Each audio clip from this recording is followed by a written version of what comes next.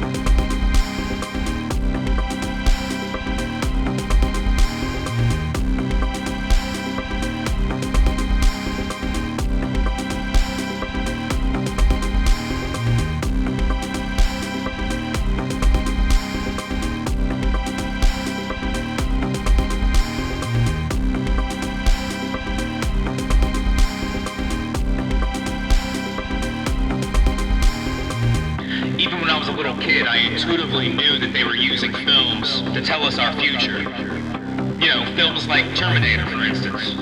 Quote-unquote science fiction films. They were using these films to desensitize us for the day when man would merge with machine. They had plenty of follow-up films to this central concept, like The Matrix. We are in that day, folks. We are in that day when man is going to be merged with machine any moment. In the book of Revelations, it clearly states that in the end times, people will not be allowed to buy or sell without the mark of the beast. Now, follow me. Today it's no mask, no service, right? Well, tomorrow, it's not hard to see it. It'll be no vaccine, no service. And the next day after that, once we go cashless, no microchip, no service.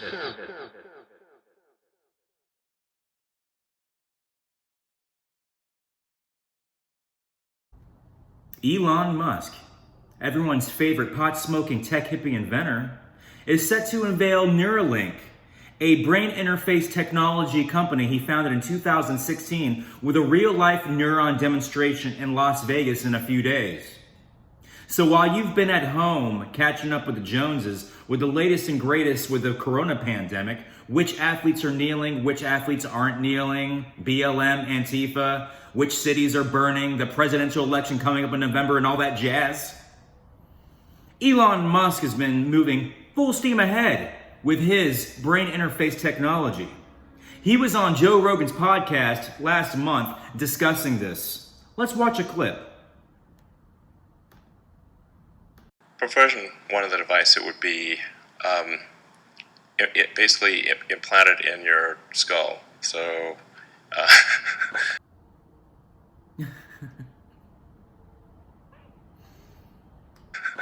but it would be flush with your skull. So you basically take out a chunk of skull, put the Neuralink device in there. You'd put the electrode. You'd insert the electrode threads very carefully into the brain, and then you stitch it up, and you wouldn't even know that somebody has it. And that's it. Just stitch it up. Just cut a hole in the skull, put in this little doodad, no big whoop, stitch it up. Now, here's where things get a little scary. So later on in the interview, he tells Joe how this technology, the sole purpose of this technology is to interact with artificial intelligence. Now, let's see what Elon Musk had to say about artificial intelligence several years ago. With artificial intelligence, we are summoning the demon. Hold on, what? With artificial intelligence, we are summoning the demon. With artificial intelligence, we are summoning the demon. Now, the most skeptical of you are saying to yourselves, he doesn't really mean demons. Come on. But when you go down this rabbit hole, you realize that there is definitely something going on here. Case in point, Jack Parsons of Jet Propulsion Laboratories. Look him up. He was friends with L. Ron Hubbard, the science fiction writer and inventor of Scientology. They were buddies. Heavy into the occult.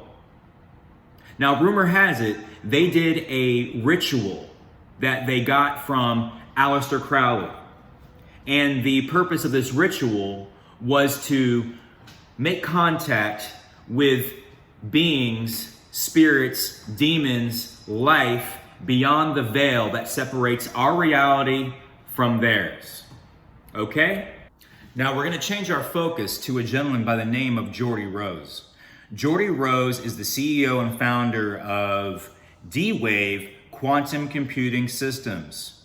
His quantum computing systems' sole purpose was to exploit knowledge from parallel universes. Not my words, his. The way that they work, if you know how this works, is one of the interpretations is that you tap into these parallel universes and they do computations. Sounds really weird. Parallel universes? Why aren't we hearing about this? That is a very good question. Why aren't we hearing about this? Now, a little bit further along in Mr. Geordie Rose's presentation, he actually references Elon Musk's demon quote. Let's take a look. So alien means, different. These things that we're building are not going to be people. They might be really smart, they might be really good at all sorts of different things, but they're not going to be like us. They're going to be aliens. And they're going to be, I'm sorry to say, way smarter than every single person in this room, in ways that we can't even comprehend. So this, of course, triggers a lot of alarm.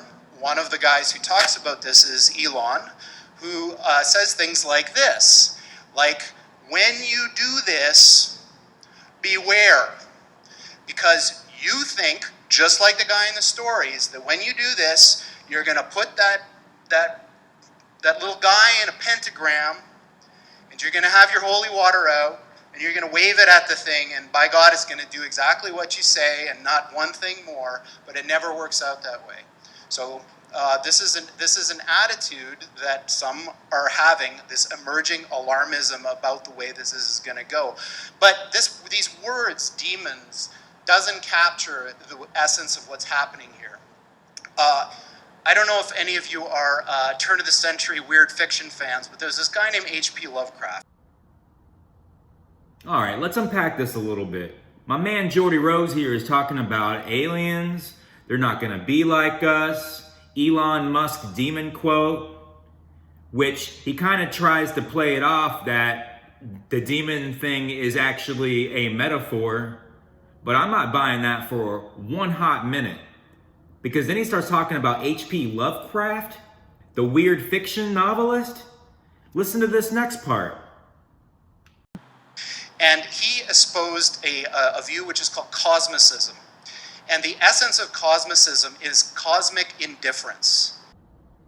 I just wanted to stop it right there because I think a lot of people in this world suffer from cosmicism, cosmic indifference.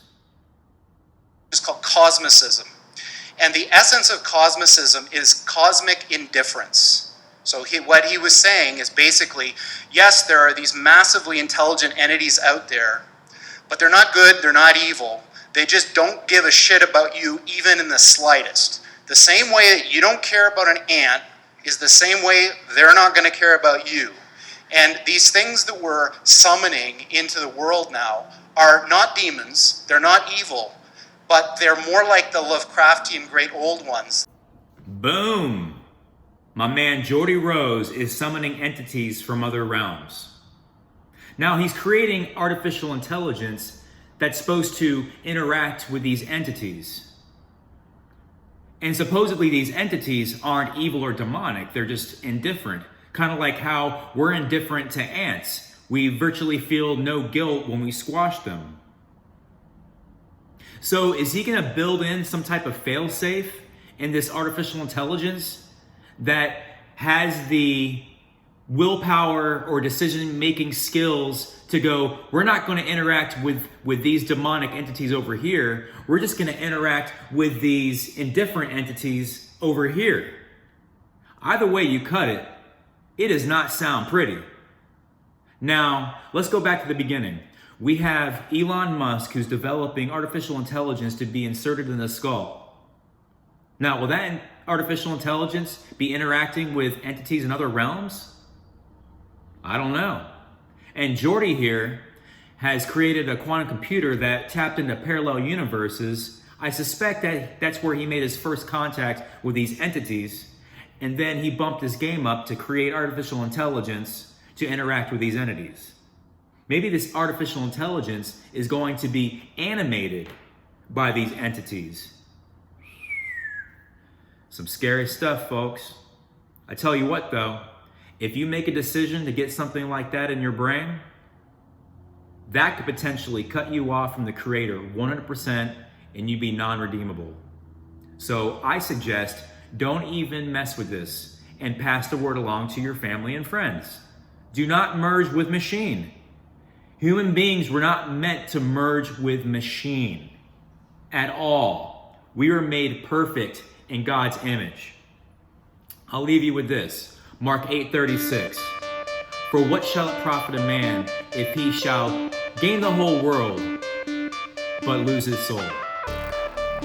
I'm Darren Ortiz, and this is Spirit World TV.